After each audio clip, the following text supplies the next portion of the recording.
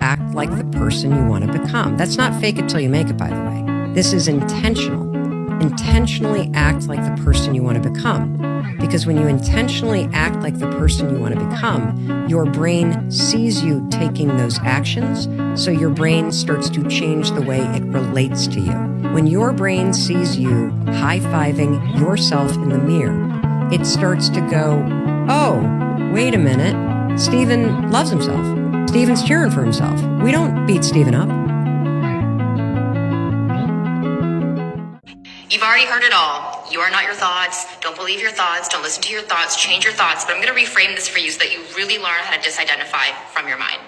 Your mind, your beautiful, incredible, imaginative, creative mind is nothing more than a parrot that learned how to talk.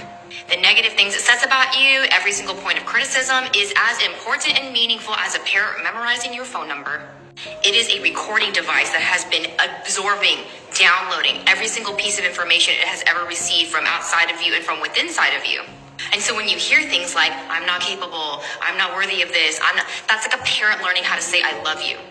Does it actually mean the parrot loves you?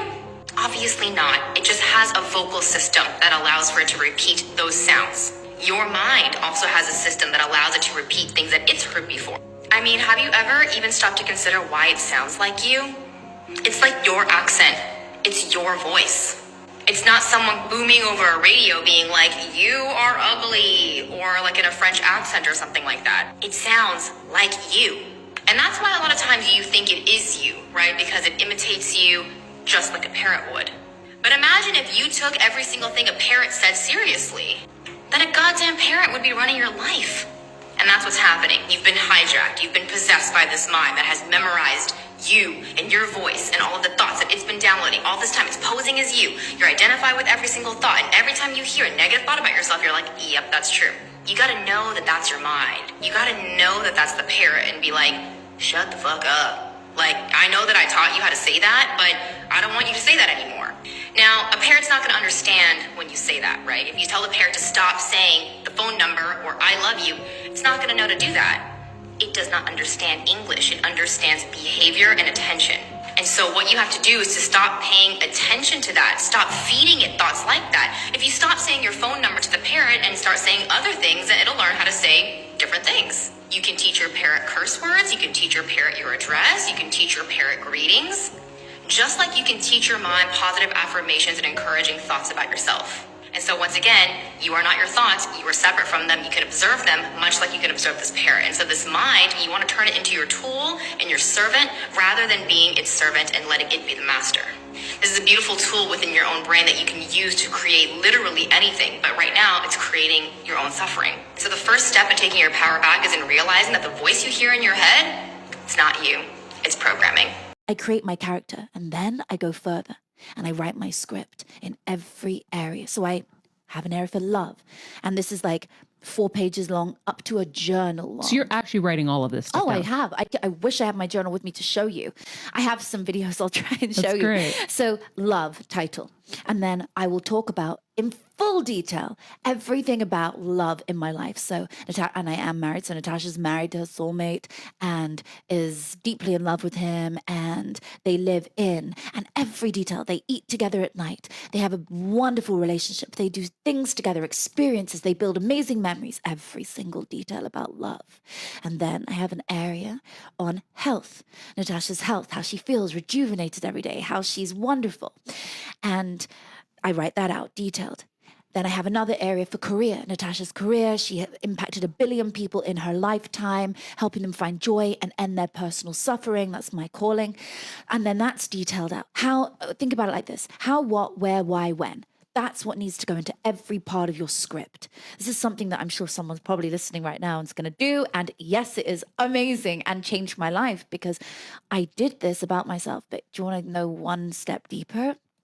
Yes. Okay, you do it in the third person past tense.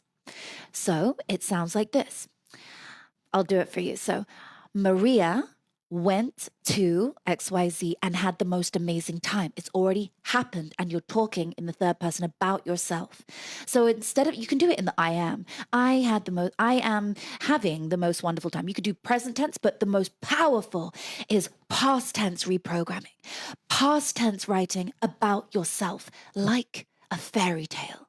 Write a story about yourself that has a happy ending. And what does that do? It helps your brain store it. So this goes into neuroscience. So this helps your brain to store it as a memory, and your brain doesn't therefore know whether it's happened or not, and it brings it to fruition. So there's a part in your brain called the reticular activating system, and it filters 2 million bits of data every second, colors and sounds and things that you see. And what it does, it shows you anything that you deem as important. So what do you deem as important? Anything you focus your mind on. And so if you are focusing your mind on this beautiful script about yourself in this positive way, and how you healed and how you came back alive and built this amazing business, all of a sudden your brain is showing around you evidence in people, events, and places to prove your belief system is real. Versus your old belief system, which was focused on, I'm never going to get well. I'm never going to get out of this victim mentality. I'm never going to make money. Oh, he can, she can, they can. It's not for me. They can. That mentality. Are you crazy? There's people half of your potential, they think they're the king on earth. They're literally accomplishing everything because that's how they think. Be a little bit delusional in life. You can call me delusional any day, but I am gonna get what I want. I am that person. If I want something, I'm gonna get it. Trust yourself. You know this as well. You have been through so much already and you're still here. Why do you think that right now is gonna be different? This you cannot do anymore. No, it's not too much. You know you can handle it. You're just being emotional right now. And it's okay to be emotional, and it's okay to let those feelings out. But then, like, pick yourself up. Sometimes you need to be done with everything in order to recreate it, and in order to step back into your power. Let those people go. Be done with them. Be done with everyone. Be done with yourself. See, the moments I don't trust myself, I think to myself, anyone else, if my family member, I would ask, this is my issue. Do you guys think I can handle it? They would say blindly. You can handle it blindly. Because that's how much they trust me. So why would I not trust myself? You need to start remembering who you are. Start trusting yourself. You need to recognize your worth. A lot of you guys ask me about how I manifest, and I don't believe that there's one specific way of doing it, but I can tell you how I do it and how I write down my affirmations and my manifestations. So everything that I want in my life, I do think and strongly believe that I manifested into my life. And I don't think that it's just about the journaling, but I think it's more about having the mindset that you deserve it and that it is meant for you.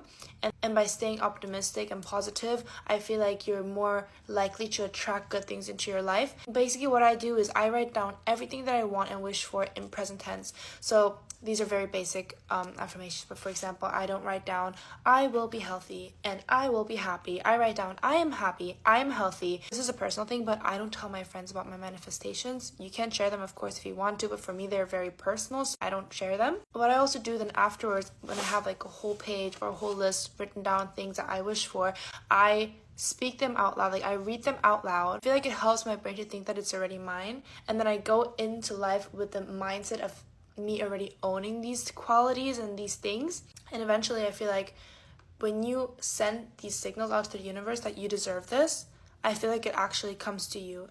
I always say, don't chase, you attract. Whatever you think you deserve, that's what you get. As always, dream big. Don't let anyone tell you shit about, well, you cannot dream that big, or you cannot wish for this and that. Mindset is everything. Like, you can go into life with a negative mindset and suddenly everything will start looking horrible to you. But if you go in life with a positive mindset, you try to see the positive things in everything, you will attract the best things to you in your life. Love you, bye. I subscribe to the channel.